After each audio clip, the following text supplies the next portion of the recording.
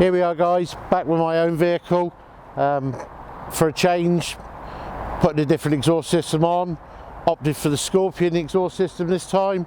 It's made just down the road from Derby. We're running this one with the Tarmac Sportz Y pipe and Tarmac Sportz HFCs. I think the sound's rather nice. It's not too loud, not too quiet. I think it's got quite a nice burble. So maybe we should have some test clips for you.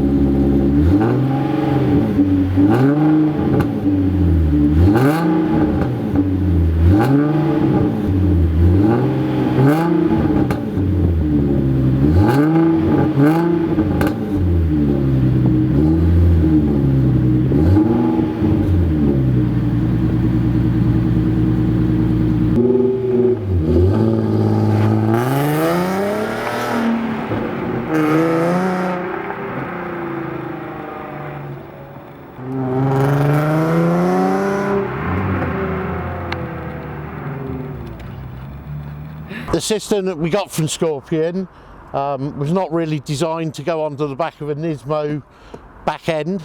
So what I've done is I've got some adapter pipes just to bring the actual tailpipes out a little bit more of the vehicle. As you can see, I quite like it like this.